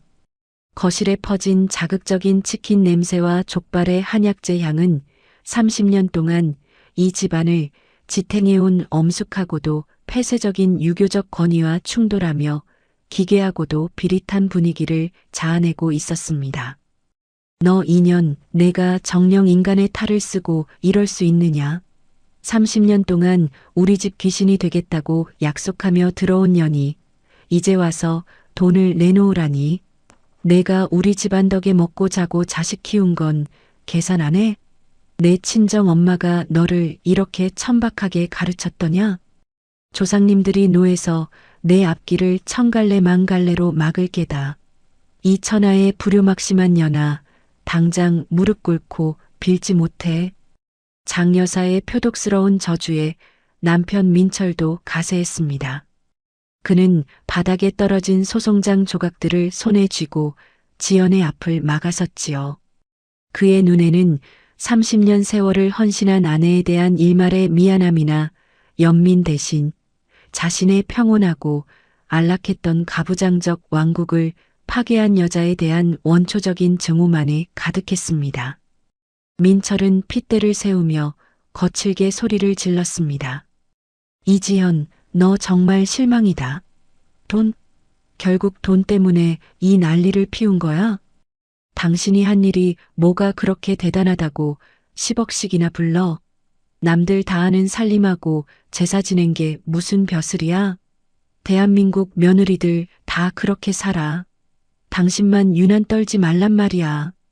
혜진아, 너도 똑바로 봐라. 내 엄마가 얼마나 속물이고 계산적인 사람이었는지. 너 이런 엄마 밑에서 뭘 배우겠니? 당장 저 박스들 다 치우고 어머니 발치에 엎드려. 민철의 비겁한 화살이 딸 혜진에게 향하자 지연의 눈빛은 이전보다 더 깊은 심연처럼 차가워졌습니다. 지연은 민철의 손을 거칠게 뿌리치며 제사상 앞으로 다시 다가갔습니다. 그리고 상 위에 놓인 족발 뼈 하나를 집어들고는 비웃음을 흘렸지요. 그 동작 하나하나가 마치 거대한 심판을 집행하는 연극의 한 장면처럼 느리고 단호했습니다. 천박하다고요? 당신들 입으로 들어가는 음식 만드느라 내 무릎 연골이 다 닳아서 뼈와 뼈가 부딪히는 소리가 들릴 때 당신은 어디서 뭐 했어? 친구들이랑 술 마시며 우리 마누라는 제사 하나는 끝내주게 차린다. 우리 집은 며느리 하나 잘 들어와서 조상 대접 제대로 받는다고 자랑질이나 했지? 30년 동안 내가 지낸 제사가 무려 240번이야.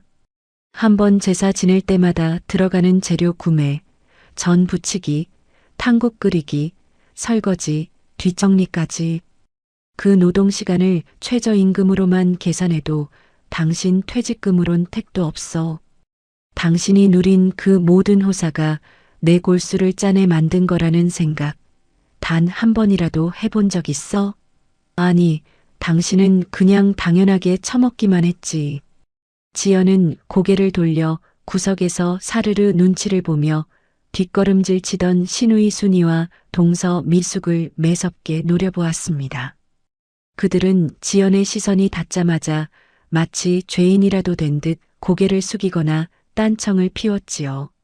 순이 형님, 친정 올 때마다 옳게, 이번엔 간이 좀 짜네. 옳게, 우리 애들 먹게 고기 좀 더 야들야들하게 볶아봐 하면서 손가락 하나 까딱 안 했지? 당신이 30년 동안 싸간 반찬값과 내 노동력만 청구해도 강남 아파트 전세가는 나올 거야. 그리고 미숙 동서, 당신은 형님 고생하시는데 제가 몸이 안 좋아서 라는 핑계로 10년 넘게 제사 당일 오후에나 기어들어왔지?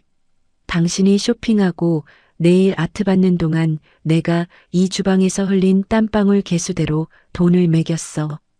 그 가식적인 눈물값과 얌체 같은 행동들도 이번 청구서에 아주 상세히 항목별로 넣어놨으니까 기대해. 당신 남편 현철 씨 지분에서 다 깎아낼 거니까. 미숙은 당황하며 장여사의 뒤로 숨으려 했지만 지연의 서늘한 선포는 멈추지 않았습니다. 지연은 제사상 위에 놓인 촛대를 다시 한번 확인하며 식구들을 향해 최후의 통첩을 날렸지요. 그 목소리는 거실 전체를 압도하는 무게감을 가지고 있었습니다. 이제 조상님 숭배도 유료 서비스로 전환합니다. 공짜로 며느리 부려먹던 시절은 어제부로 끝났어요. 조상님 덕에 잘 살고 싶고 조상님 덕에 자식들 취업하고 승진하길 바라면 이제 당신들이 직접 재물 준비하고 직접 전부치고 직접 설거지하세요. 그게 싫으면 내 청구서 금액에 토달지 말고 즉시 입금하시든가. 입금 안 되면 이 집 바로 경매 넘길 준비나 하세요. 내 기여도가 당신보다 훨씬 높다는 거 법정에서 확실히 증명해 줄 테니까. 2년이 끝까지 조상님들이 무섭지도 않느냐. 내가 이러고도 세상 밖에서 무사할 줄 알아? 귀신이 내 다리를 잡아 끌게다. 장여사의 히스테릭한 발악에 지연은 폭발하듯 웃음을 터뜨렸습니다.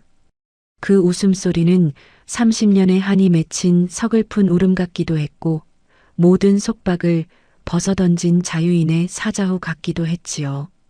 식구들은 그 웃음소리에 소름이 돋는 듯 몸을 떨며 서로를 붙잡았습니다. 조상님요? 조상님들이 정말 계신다면 30년 동안 무릎 연골 다 달아가며 종처럼 일한 며느리 편을 드실까요? 아니면 손가락 하나 까딱 안 하고 받아먹기만 하면서 그 며느리를 구박한 당신들 편을 드실까요? 내가 조상이라면 당신들 같은 염치 없는 자식들 둔 게 부끄러워서라도 이 제사상 다 엎어버리고 다시 무덤으로 들어갔을 거야. 어머니, 조상님 덕에 잘 살고 싶은 욕심 이제 버리세요. 조상님도 이제 유료 고객이라니까요. 돈 안 내면 조상님도 굶어야 하는 시대가 온 거예요. 바로 제가 당신들에게 선포하는 시대. 지연의 팩트 폭격에 남편 민철은 얼굴이 불그락푸르락 변하며 주먹을 불끈 쥐었습니다. 당장이라도 지연에게 달려들어 폭력을 행사할 기세였지만 딸 혜진이 들고 있는 핸드폰 화면 속에서 자신의 모든 추태가 실시간으로 기록되고 있다는 사실을 깨닫고는 차마 몸을 움직이지 못했지요. 그 비겁한 망설임조차 지연에게는 가소로울 뿐이었습니다. 당신이 그토록 좋아하는 그 가문의 정성과 효도, 이제 당신 몸으로 직접 실천해봐. 아, 맞다. 이제 곧 자정이네. 조상님들 들이닥치실 시간인데 아직 충문도 안 썼지? 치킨 식기 전에 얼른들 절해. 조상님들이 바삭한 프라이드 튀김옷 좋아하시길 간절히 빌면서 말이야. 아, 참. 족발 상추쌈은 할아버지가 좋아하시려나? 이왕 대접하는 거 정성껏 쌈 싸서 올려드려. 지연은 혜진의 손을 꽉 잡고 현관으로 향했습니다. 등 뒤에서는 장여사의 실성한 듯한 통곡과 민철의 거친 욕설, 그리고 신우이와 동서의 당혹스러운 속삭임이 뒤엉켜 지옥 같은 아수라장을 이루고 있었습니다. 하지만 지연의 귀에는 그 소음들이 마치 승리를 축하하는 오케스트라의 장엄한 연주처럼 들렸습니다. 30년간 자신을 가두었던 그 거대하고 견고한 가부장제라는 이름의 감옥벽이 완전히 허물어지는 쾌음이었으니까요. 현관문을 열고 나가기 직전 지연은 마지막으로 거실을 천천히 돌아보았습니다. 휘황찬란한 샹들리의 조명 아래 족발 박스와 치킨 상자가 널브러진 제사상은 이 집안이 30년간 숨겨온 추악한 위선의 민낯을 가장 적나라하게 폭로하고 있었습니다. 지연은 일말의 미련도 없이 고개를 돌려 문을 닫았습니다. 혜진아, 가자. 이제 진짜 우리 엄마 만나러 가야지. 엄마가 생전에 그렇게 좋아하시던 안개꽃 가득 사들고 말이야. 이제야 엄마한테 당당하게 얼굴 보여줄 수 있을 것 같아. 그 순간 지연의 어깨를 민철의 거친 소나기가 낚아챘습니다. 민철은 짐승 같은 숨을 몰아쉬며 지연을 거실 안쪽으로 거칠게 밀어 넣었지요. 그의 손에는 지연이 던졌던 청구서, 조각들이 땀과 분노에 절어 넝마처럼 쥐어 있었습니다. 30년 동안 지연을 자신의 그림자이자 집안의 대소사를 해결하는 자동기계 정도로 여겼던 남편의 눈에는 당혹감을 넘어선 원초적인 공포가 서려 있었습니다. 지연은 자신의 팔목을 죄어오는 그 익숙하고도 불쾌한 압박감을 느끼며 천천히 고개를 돌렸습니다. 그 눈빛에는 사랑도, 미움도, 심지어는 복수심조차 남아있지 않았습니다. 오로지 타인을 대하는 듯한 무심하고 서늘한 냉기만이 감돌았지요. 이지연, 너 정말 제정신이야? 갈 때까지 가보겠다는 거냐고. 그래, 돈이 필요하면 좋게 말을 하지 그랬어? 왜 하필 1년에 한 번뿐인 조상님 제삿날. 이런 해괴망측한 쇼를 해서 집안 망신을 시키냐 말이야. 내가 여기서 나간다고 해서 세상이 너를 반겨줄 것 같아? 50 넘은 여자가 밖에서 혼자 할 수 있는 게 뭐가 있다고 이 난리야. 당장 이 미친 짓 그만두고 들어와서 어머니께 무릎 꿇고 빌어. 그럼 내가 이번 한 번은 눈 감아줄 테니까. 당신 지금 감정적으로 이러는 거 나중에 뼈저리게 후회하게 될 거야. 민철의 일갈은 여전히 지연을 지도하고 훈계하려는 오만함으로 가득 차 있었습니다. 그는 이 상황에서도 지연이 자신의 통제권 안에 있으며 적당히 겁을 주고 회유하면 다시 주방으로 돌아가 알치마를 고쳐맬 것이라고 굳게 믿고 있었지요. 지연은 가소롭다는 듯 비릿한 웃음을 흘리며 가방 안에서 혜진과 함께 준비한 두꺼운 서류 봉투를 꺼내 민철의 가슴팍에 거칠게 내던졌습니다. 민철 씨, 아직도 상황 파악이 안 돼? 당신이 나를 용서하고 말고 할 단계는 30년 전에 이미 지났어. 이거 봐. 당신이 그토록 숭상하는 법과 절차라는 거야. 하나는 이혼 소장이고 다른 하나는 당신이 가문이 체면 때문에 이혼이 죽어도 싫다면 도장 찍어야 할 졸혼 합의서야. 어느 쪽이든 상관없어. 나한테 당신은 이제 법적 절차를 거쳐야 할 채무자일 뿐이니까. 당신 엄마가 그렇게 불쌍하고 제사가 그렇게 소중하면 이제 당신 무릎 갈아 넣어서 직접 효도해. 나는 이제 내 인생 살러 갈 거야. 아니, 이미 당신 인생에서 나는 죽었어. 서류에는 민철이 그동안 방관하고 조장해온 가사 노동 착취와 정서적 학대의 증거들이 날카로운 법적 용어로 기록되어 있었습니다. 민철은 서류를 훑어내려가며 얼굴이 흑빛에서 핏빛으로 변해갔지요. 졸혼? 이혼? 당신 정말 돌았구나. 애들이 보고 있는데 이게 무슨 망신이야. 혜진아, 너는 왜 가만히 있어? 내 엄마 저러는 거 안 말리고. 뭐 하냐고. 너도 내 엄마랑 똑같이 미친 거야? 내가 앞장서서 이 집안을 풍비박산 내겠다는 거야? 민철의 비겁한 화살이 혜진에게 향하자 혜진은 한치의 망설임도 없이 지연의 앞을 가로막고 섰습니다. 혜진의 눈에는 아빠에 대한 존경심 대신 한 인간으로서 느끼는 깊은 혐오감이 서려 있었지요. 아빠, 그만해. 더 추해지기 전에 입 닫아. 엄마가 30년 동안 이 집에서 숨막혀 죽어가는 거 보면서 나도 매일 같이 죽었어. 아빠가 퇴근해서 TV 리모컨 돌리며 과일 가져오라고 소리 지를 때 엄마는 주방 구석에서 서서 다 식은 밥물에 밥 말아 먹었어.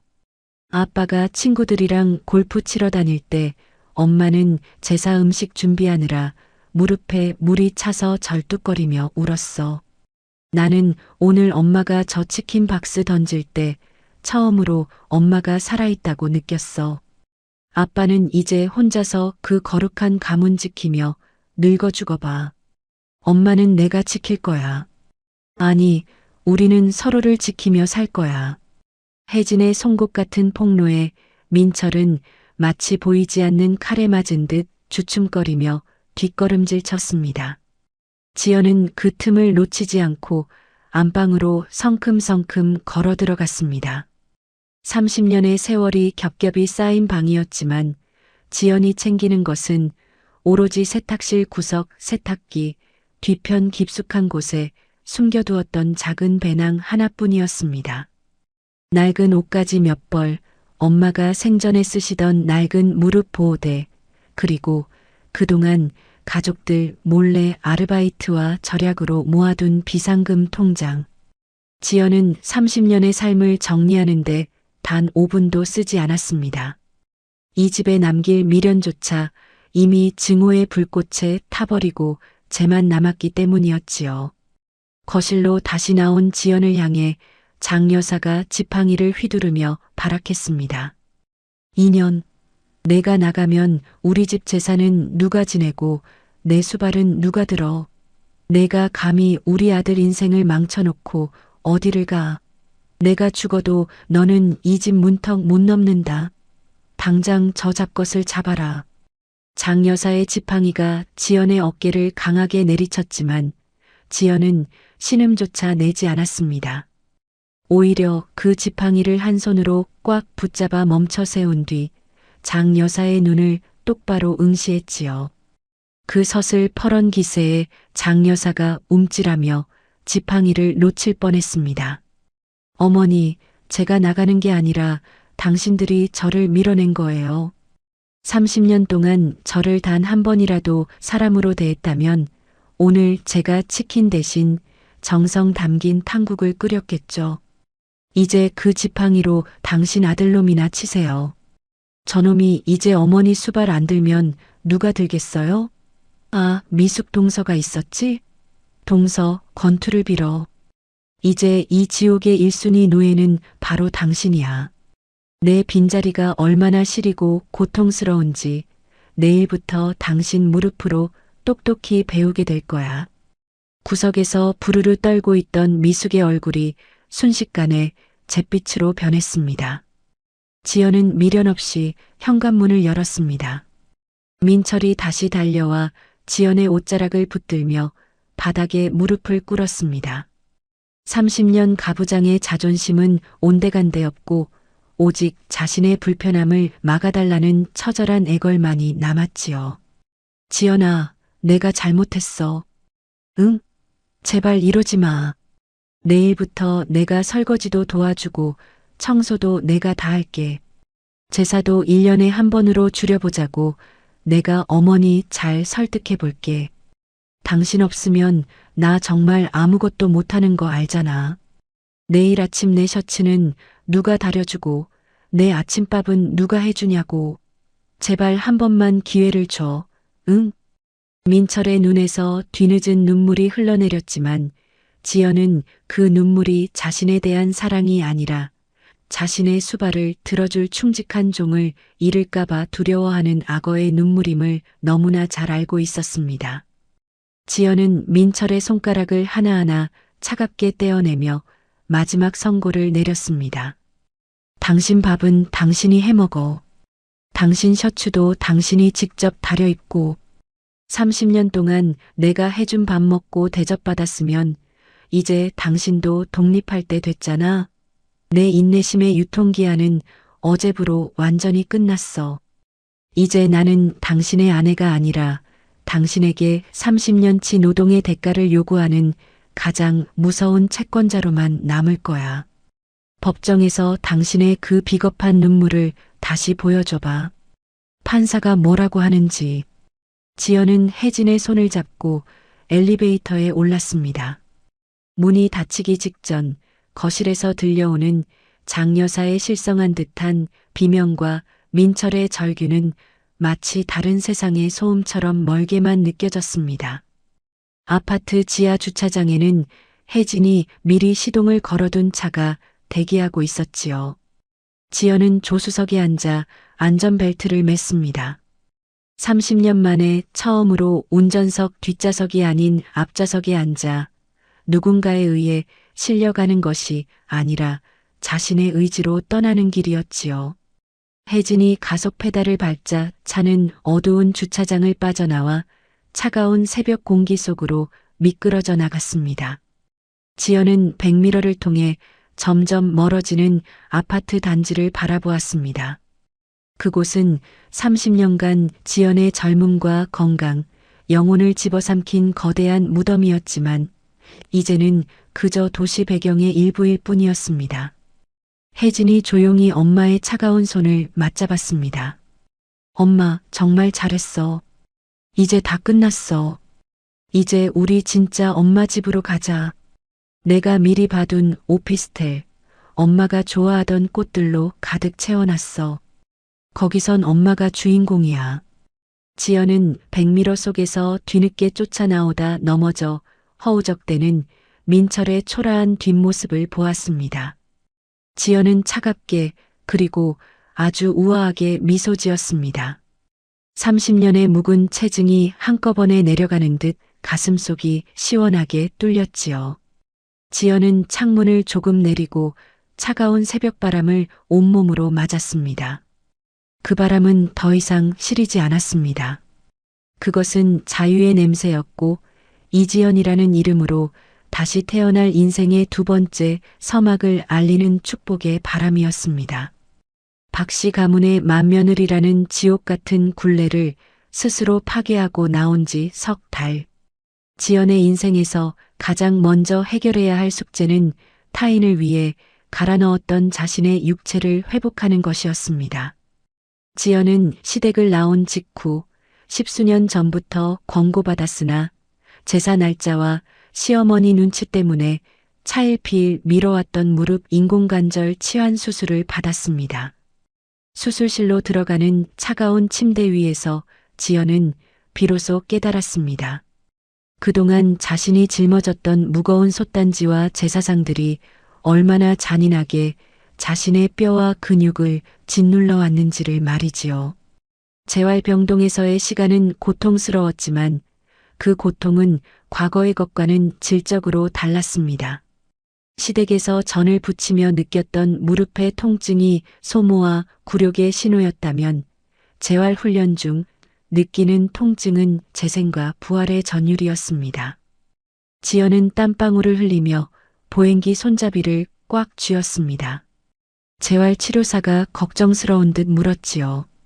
이지연님, 오늘은 조금 쉬셔도 돼요. 수술 부위가 꽤 깊었는데 너무 무리하시는 거 아니에요?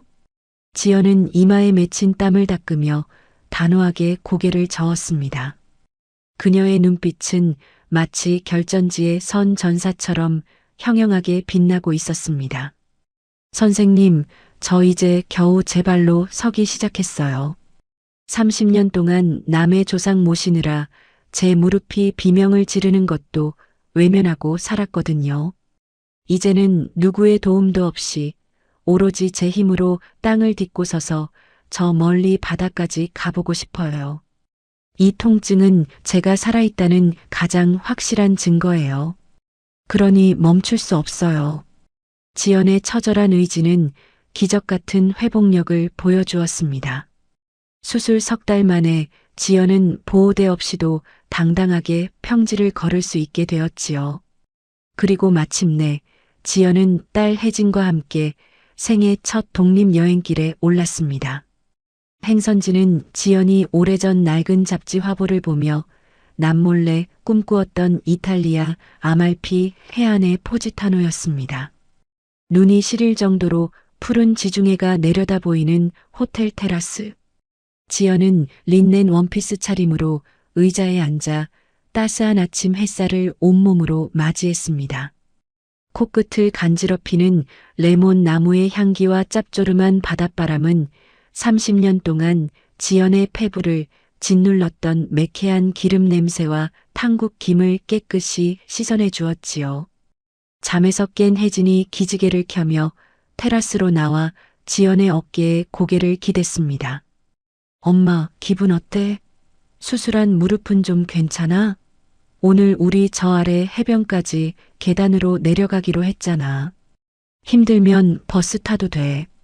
지연은 혜진의 손을 꽉 잡으며 창밖에 눈부신 윤수를 응시했습니다. 그녀의 목소리는 파도 소리처럼 맑고 깊었습니다. 아니, 혜진아. 엄마는 오늘 저 수많은 계단을 내 발로 직접 하나하나 밟으며 내려가고 싶어. 무릎이 조금 쑤시긴 하지만 이건 내가 자유를 향해 걷고 있다는 기분 좋은 신호야.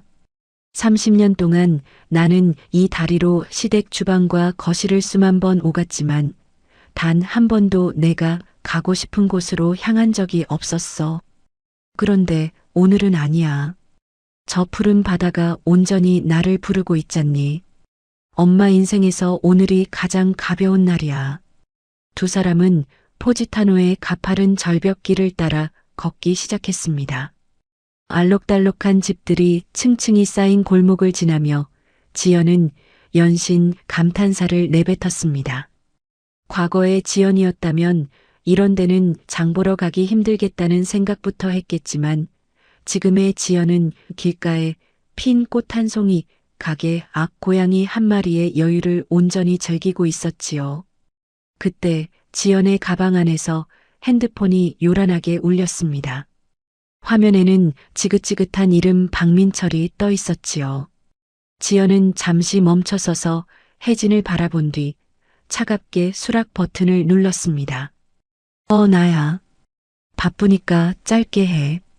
수화기 너머 민철의 목소리는 예상대로 처량하고 비굴했습니다. 30년 권위는 온데간데 없고 혼자서는 밥 한 끼 제대로 챙겨 먹지 못하는 남자의 한심한 징징거림 뿐이었지요. 지연아, 당신 정말 이럴 거야? 나 지금 보름째 편의점 도시락만 먹고 있어. 어머니는 당신 나간 뒤로 매일 곡기를 끊으시고 당신 욕만 하셔. 집안꼴이 이게 뭐야? 당신 무릎 수술했다며? 내가 병원비 다 줄 테니까, 아니 여행 경비도 내가 다 낼 테니까 이제 그만 화 풀고 들어와. 당신 없으니까 집이 아니야. 제발 부탁이야. 돌아와서 예전처럼만 해줘. 민철의 말은 지연의 심장에 단 한 방울의 동요도 일으키지 못했습니다. 오히려 지연은 헛웃음을 터뜨리며 지중해의 수평선을 향해 단호하게 쏘아붙였습니다. 민철 씨, 당신은 죽을 때까지 모를 거야. 내가 수술한 건 무릎만이 아니라는 걸. 나는 당신들이 내 영혼에 박아놓은 녹슨 대못들을 통째로 뽑아내고 온 거야. 당신 집이 아닌 게 아니라 당신이 나를 집의 기능으로만 썼던 게 문제지. 이제 당신 밥은 당신이 해먹고 당신 엄마 기저귀는 당신이 직접 갈아. 30년 동안 내가 무료로 해줬으면 이제 당신도 유료 결제해야지. 아, 그리고 나 지금 이탈리아 바다 앞에서 와인 마실 참이야. 당신 그 구질구질한 목소리로 이 아름다운 풍경 오염시키지 마. 다신 전화하지 마. 차단할 거니까. 지연은 민철의 대답을 듣지도 않고 전화를 끊었습니다. 그리고 망설임 없이 번호를 수신 차단 목록에 올렸지요. 지연의 단호한 모습에 혜진이 엄지를 치켜세우며 환호했습니다. 와, 우리 엄마 진짜 멋지다. 방금 아빠 목소리 여기까지 들렸는데 진짜 쌤통이야. 엄마, 이제 진짜 이지연 대장님으로 임명합니다. 두 사람은 해변가 카페에 앉아 차가운 화이트 와인 2잔을 주문했습니다. 투명한 잔 속에서 찰랑이는 와인은 지연이 30년간 흘린 눈물보다 더 맑고 투명했습니다. 지연은 잔을 높이 들어 혜진의 잔과 맞부딪혔습니다. 책 마이너스 하는 경쾌한 소리가 포지타노의 파도 소리와 섞여 기분 좋게 울려 퍼졌지요. 혜진아, 엄마가 예전에 그랬지? 제사는 정성이라고. 그런데 이 바다를 보며 깨달았어. 진짜 정성은 죽은 사람을 위해 썩지도 않는 음식을 쌓아 올리는 게 아니라 살아있는 나 자신을 위해 오늘 하루를 가장 정성껏 대접하는 거라는 걸. 30년 동안 나는 나를 너무 굶겼어. 그래서 이제부터는 매일매일 나를 위한 축제를 열 거야. 전 부치는 손으로 이제는 펜을 잡고 글을 쓰고 나물 묻히던 손으로 내 손을 잡고 전 세계를 여행할 거야. 와인 한 모금을 머금은 지연의 눈가에는 눈부신 윤슬이 가득 맺혔습니다. 그것은 회한의 눈물이 아니라 자신을 되찾은 환희의 결정체였지요. 지연은 가방에서 작은 수첩을 꺼냈습니다. 그곳에는 지연이 수술 후 재활하며 적어 내려간 진짜 이지연의 버킷리스트가 빼곡했습니다. 이탈리아어로 인사하기, 해변에서 비키니 입어보기, 나와 같은 상처를 가진 여자들을 위한 쉼터 만들기. 그녀의 꿈은 50대라는 나이가 무색할 정도로 싱싱하고 푸르게 살아 숨쉬고 있었습니다. 해질녘 포지타노의 마을들이 하나둘 조명을 밝히며 절벽 전체가 보석 상자처럼 빛나기 시작했습니다. 지연은 혜진과 함께 모래사장을 천천히 걸었습니다. 수술한 무릎이 가끔 뻐근했지만 지연은 그 감각조차 사랑스러웠습니다. 그것은 자신이 스스로 선택한 고통이며 스스로 이겨낸 승리의 훈장이었으니까요. 지연은 바다를 향해 두 팔을 활짝 벌렸습니다. 마치 온 세상을 다 품어 안으려는 듯, 그리고 다시는 그 어떤 사슬에도 묶이지 않겠다는 듯 말이죠.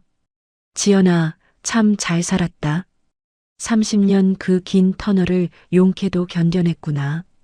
이제는 남을 위해 차리는 상이 아니라 너 자신을 위해 차려진 이 아름다운 세상을 마음껏 맛보렴.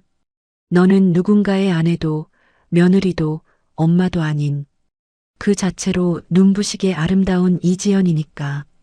지연의 나직한 혼잣말은 파도 소리에 실려 멀리 퍼져나갔습니다. 30년 차 맏며느리 이지연의 반란은 그렇게 한 여성의 장엄한 독립선언으로 완성되었습니다. 그녀의 진짜 인생은 이제 막 찬란한 서막을 올렸고 지중해의 노을보다 더 붉고 뜨거운 열정으로 타오르고 있었습니다.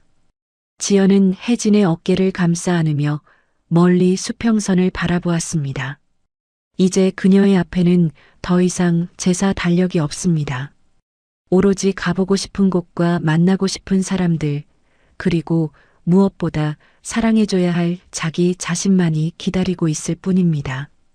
지연은 처음으로 가슴속 깊은 곳에서 터져나오는 진정한 해방의 숨을 내뱉었습니다. 30년의 한을 털어내고 비상하는 새처럼 그녀의 발걸음은 그 어느 때보다 가볍고 당당했습니다. 우리 구독자님들, 오늘의 이야기 어떠셨나요? 사연 들어주셔서 감사드리고 재미난 사연 계속 들으실 수 있도록 구독, 좋아요, 알림 설정 버튼 꾹 눌러주시고 주변에 공유도 해주세요. 댓글도 남겨주시면 다음 사연 제작에 큰 힘이 됩니다. 오늘도 행복이 함께 하시길 소망하겠습니다.